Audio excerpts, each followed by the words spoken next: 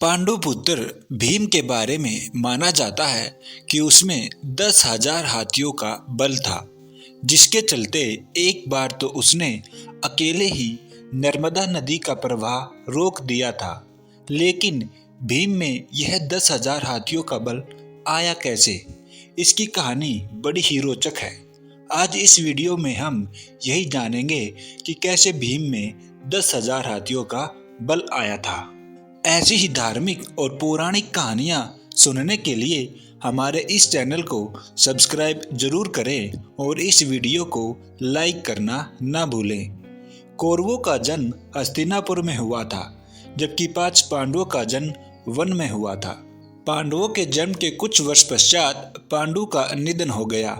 पांडु की मृत्यु के बाद वन में रहने वाले साधुओं ने विचार किया कि पांडु के पुत्रों पांडु की अस्थि तथा पत्नी को हस्तिनापुर भेज देना ही उचित है। इस प्रकार समस्त ऋषिगण हस्तिनापुर आए और उन्होंने पांडु पुत्रों के जन्म और पांडु की मृत्यु के संबंध में पूरी बात भीष्म, धृतराष्ट्र आदि को बताई। भीष्म को जब यह बात पता चली तो उन्होंने कुंती सहित 5 पांडवों को हस्तिनापुर बुलवा लिया। हस्तिनापुर में आने के बाद पांडवों के वैदिक संस्कार संपन्न हुए। पांडव तथा कौरव साथ ही खेलने लगे। दौड़ने में, निशाना लगाने तथा कुश्ती आदि सभी खेलों में भीम सभी धृतराष्ट्र पुत्रों को हरा देते थे। भीमसेन कौरवों से होड़ के कारण ऐसे ही करते थे, लेकिन उनके मन में कोई वैर भाव नहीं था। परंतु दुर्योधन के मन में भीमसेन के प्रति दुर्भावना पैदा हो गई। तब उसने उचित अवसर मिलते ही भीम को मारने का विचार किया। दुर्योधन ने एक बार खेलने के लिए गंगा तट पर शिविर लगवाया। वहां खाने पीने इत्यादि सभी सुविधाएं भी थी। दुर्योधन ने पांडवों को भी वहां बुलवाया।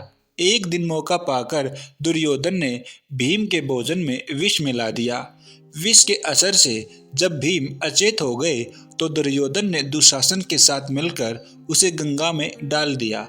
भीम इसी अवस्था में नागलोक पहुंच गए।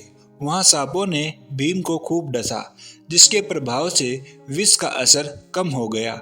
जब भीम को होश आया तो वे सर्पों को मारने लगे। सभी सर्प डर कर नागराज वासुकी के पास गए और पूरी बात बताई। तब वासुकी स्वयं भीमसेन के पास गए। उनके साथ आर्यक नाग ने भीम को पहचान लिया। आर्यक नाग भीम के नाना का नाना था। वह भीम से बड़े प्रेम से मिले। तब आर्यक ने वासुकी से कहा कि भीम को उन कुंडों का रस पीने की आज्ञा दी जाए जिनमें 1000 हाथियों का बल है। वासुकी ने इसकी स्वीकृति दे दी।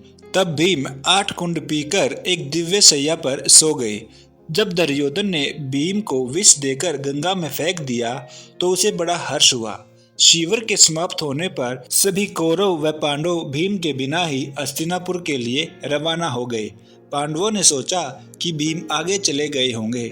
जब सभी हस्तिनापुर पहुंचे तो युधिष्ठिर ने माता कुंती से भीम के बारे में पूछा।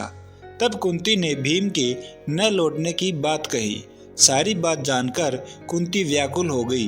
तब उन्होंने विदुर को बुलवाया और भीम को ढूंढने के लिए कहा। तब विदुर ने उन्हें सांत्वना दी और सैनिकों को भीम को ढूंढने के लिए भेजा। उधर नागलोक में भीम 8वें दिन रस पच जाने पर जागे। तब नागों ने भीम को गंगा के बाहर छोड़ दिया। जब भीम सही सलामत हस्तिनापुर पहुंचे तो सभी को बड़ा संतोष हुआ।